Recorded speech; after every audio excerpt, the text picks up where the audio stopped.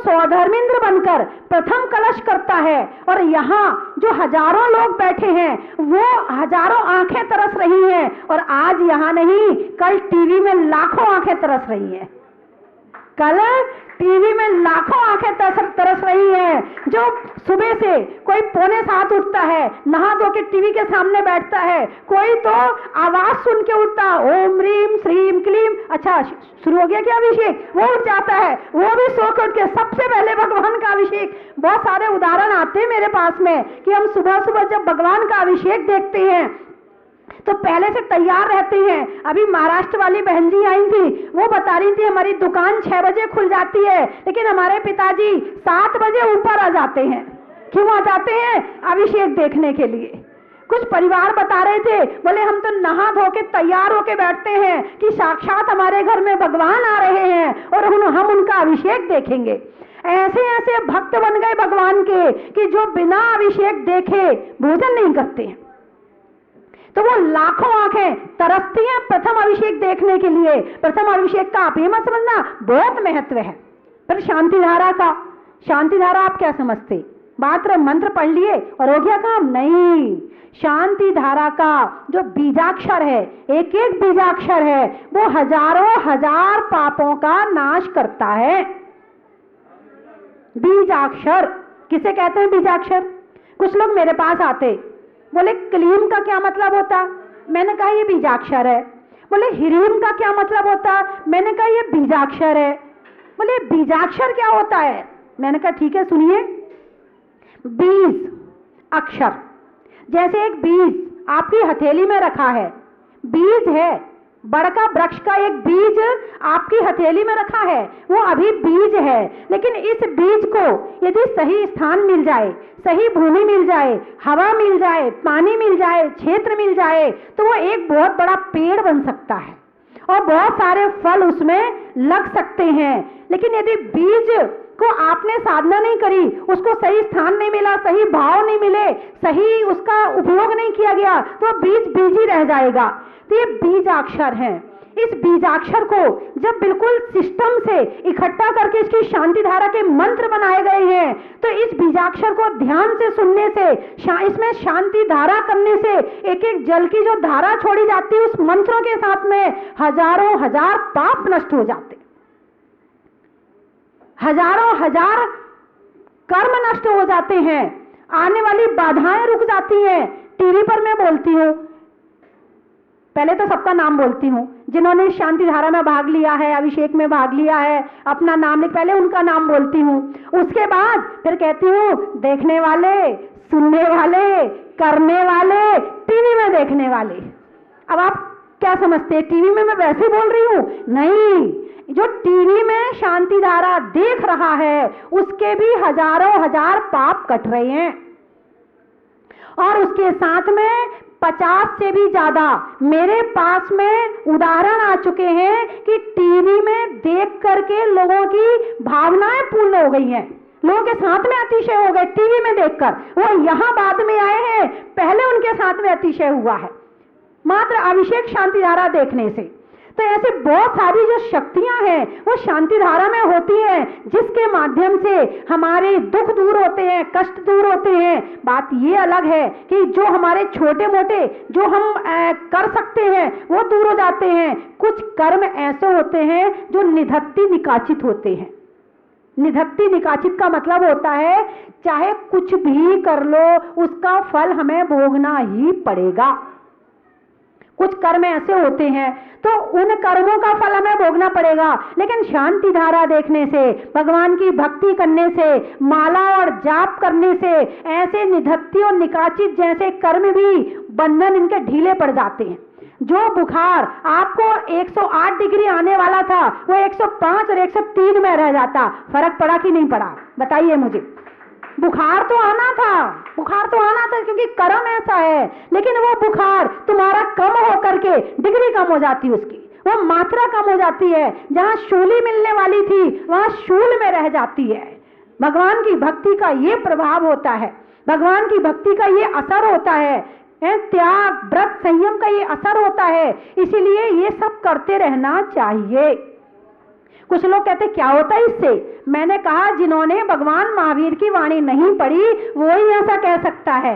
जिसने पढ़ी है, प्रवचन सुने हैं, भगवान को समझा है, जाना है, वो कभी भी ऐसा कहने वाला नहीं है। और श्रद्धा तो एक ऐसी चीज है जो पाषाण में भी भगवान के दर्शन करा देती है। श्रद्धा एक ऐसी चीज है कि पाषाण में भी अतिशय पैदा कर देती है।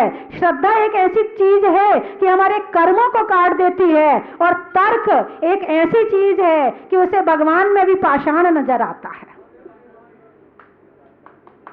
तर्क एक ऐसी चीज है जिसे भगवान में भी पाषाण नजर आता है। और श्रद्धा एक ऐसी चीज है जिसे पाषाण में भी भगवान नजर आता है। और सारा देश, सारा राज्य इसी के ऊपर तो टिका है। एक देश का झंडा, तिरंगा झंडा। कौन सा झंडा? तिरंगा झंडा। लोग तिरंगा झंडा झुक ना जाए इसके लिए अपनी जान भी दे देते हैं। ये तिरंगा झंडा है क्या? 3 कपड़े के टुकड़े की पट्टियां ही तो हैं। क्या है बताइए मुझे? 3 कपड़े के टुकड़े की पट्टियां ही तो हैं, लेकिन हमने उसमें स्थापना कर दी। ये हमारी देश की शान है, अब हम उसके लिए जान भी दे सकते। अब वो कपड़ा नहीं है, अब हमारे देश की शान है। और बता दूं, और गहराई में ले जाऊं, आपकी जेब में हरे हरे नोट रखे होंगे। 1000 रुपए का नोट, 1000 रुपए की कीमत है। बताइए उस नोट में क्या 1000 रुपए हैं? क्या एक कागज का टुकड़ा है? बताइए है कि नहीं है? 1000 रुपए एक कागज का टुकड़ा है। और वो कागज का टुकड़ा आप उसे 1000 रुपए मान रहे हैं। मान रहे कि नहीं मान रहे?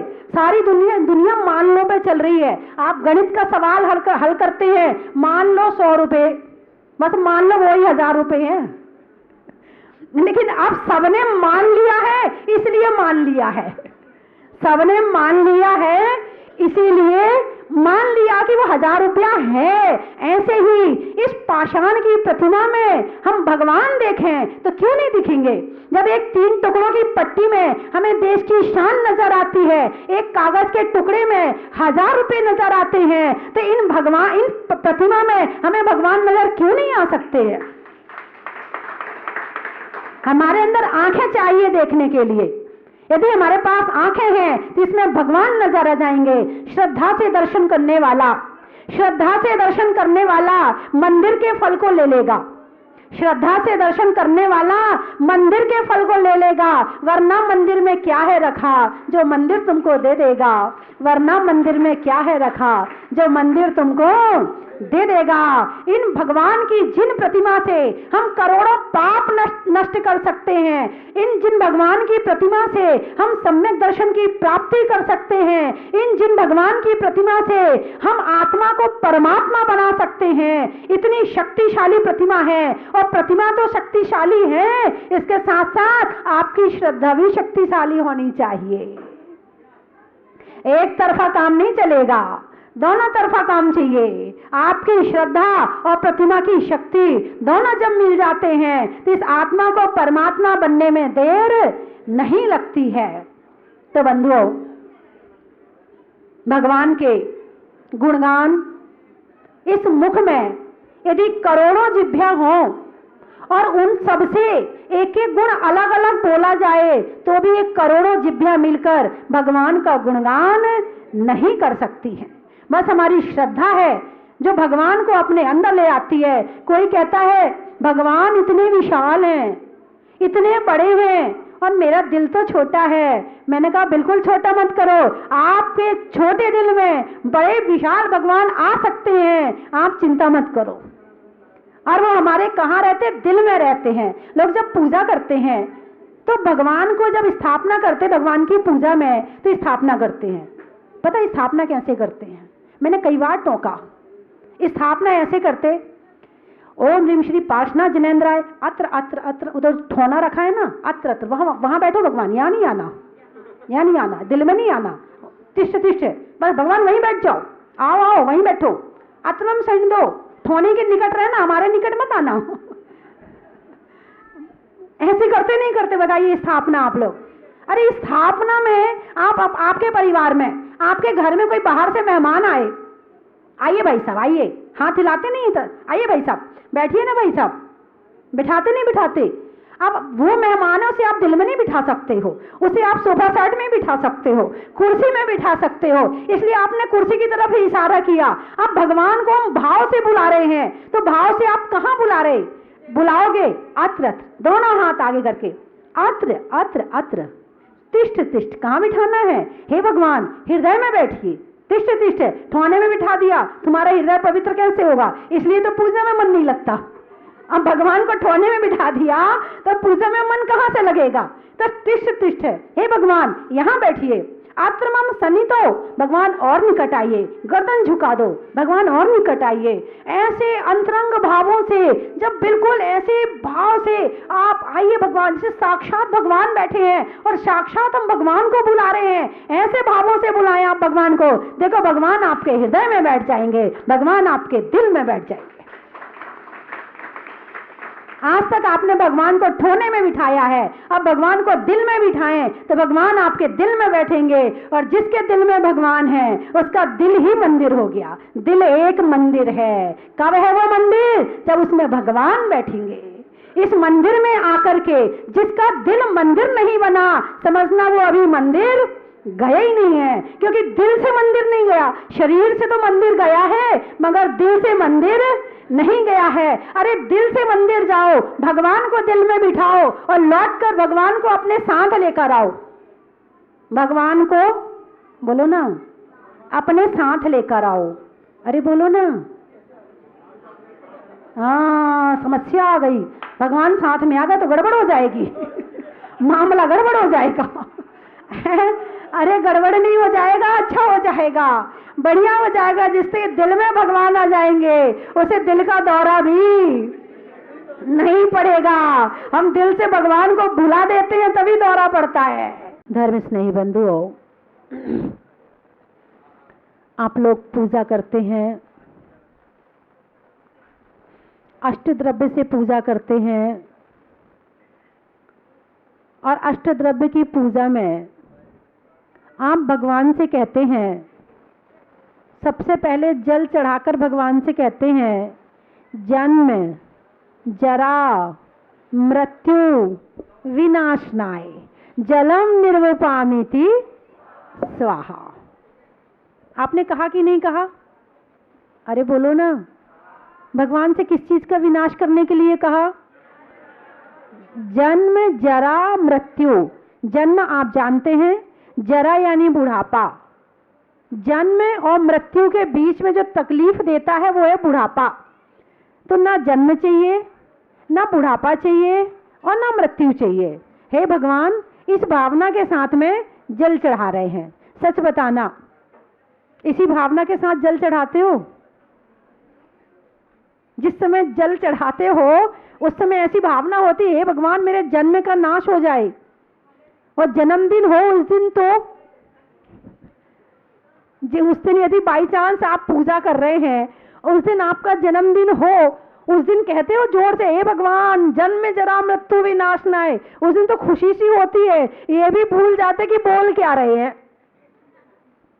जन्म जरा मृत्यु विनाशनाय बोल रहे हैं, मगर अंदर से नहीं बोल रहे हैं। भगवान से कहना है कि भगवान जन्म जरा मृत्यु विनाशनाय। कहते तो हैं, कहते तो हम बहुत कुछ हैं, मगर ये बात यदि आत्मा से कहें, प्राणों से कहें, तो कुछ उसमें अंतर आता है। और केवल ऊपर ऊपर से रोज की आदतानुसार जन्म जरा मृत्यु नाश जन्म प्राप्ति स्वाहा, संसार का प्रश्न जन्म प्राप्ति स्वाहा, अक्षय पत्र अक्षय प्राप्ति स्वाहा, ऐसी पूजा में यदि हम करते हैं तो वो भाव नहीं जुड़ते हैं।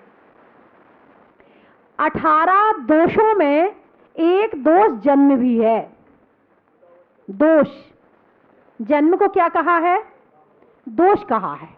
18 दोष जो अरिहंत भगवान के नहीं होते हैं, संसारी प्राणी के होते हैं। भूख, प्यास, है ना, क्षुत, पिपासा, जरा, तंक, जन्मांतक, भयास्मया, ये सारे दोष हैं। उनमें एक दोष है जन्म।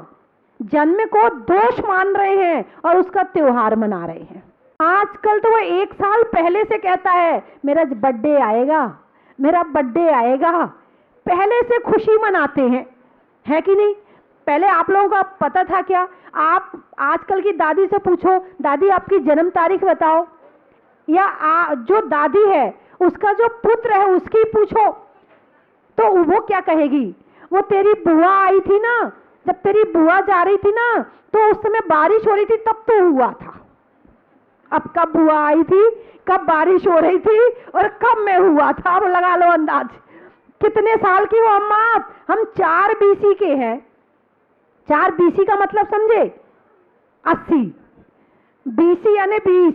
उन्हें 20 से ज्यादा गिनती नहीं आती थी, 20 से ज्यादा गिनती नहीं आती थी, इसलिए 2 BC, 1 BC, 4 BC ऐसी गिनती लगाते थे।